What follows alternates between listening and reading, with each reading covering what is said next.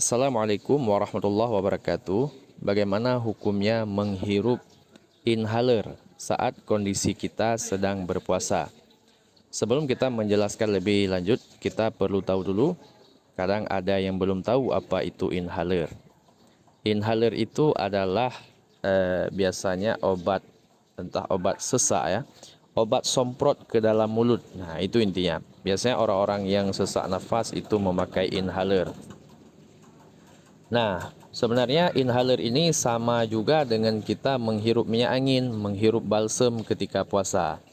Artinya dia masuk hawanya. Apa itu hawa? Udaranya yang masuk ke dalam rongga kita. Nah, di sana hal yang membatalkan puasa adalah apabila masuk benda ke dalam rongga, itu yang membatalkan puasa. Namun selain benda seperti hawa, misalnya hawa dingin, hawa panas, malah bau-bauan ya, parfum ketika masuk dalam rongga tidak membatalkan puasa. Akan tapi parfum secara berlebihan itu dapat membuat makruh memakai secara berlebihan dalam puasa. Nah, inhaler ini tentu orang tidak pakai sembarangan kecuali dalam tanda kutip ya sakit. Ya, tetapi yang perlu kita katakan bahkan bila tidak sakit pun memakai inhaler ini tidak membatalkan puasa. Nah, apalagi ketika sakit, lebih-lebih tidak membatalkan puasa.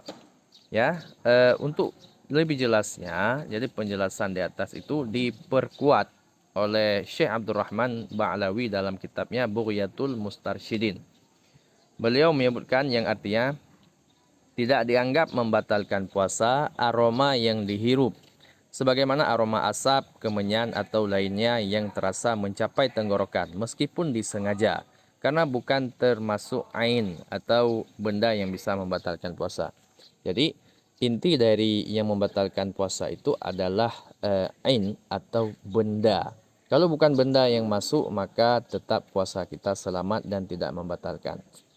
Nah, kira-kira jawabannya begitu. Dan tidak hanya inhaler, misalnya balsem, minyak angin, apalagi kita sedang sakit, nggak pas hidung, tersumbat dan lain-lain, itu boleh teman-teman, nggak ada perkara. Karena dia hanya kita hirup baunya saja.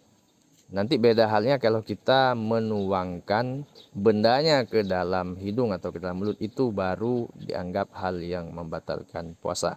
Oke, lebih dan kurang saya mohon maaf. Semoga bermanfaat. Wassalamualaikum warahmatullahi wabarakatuh.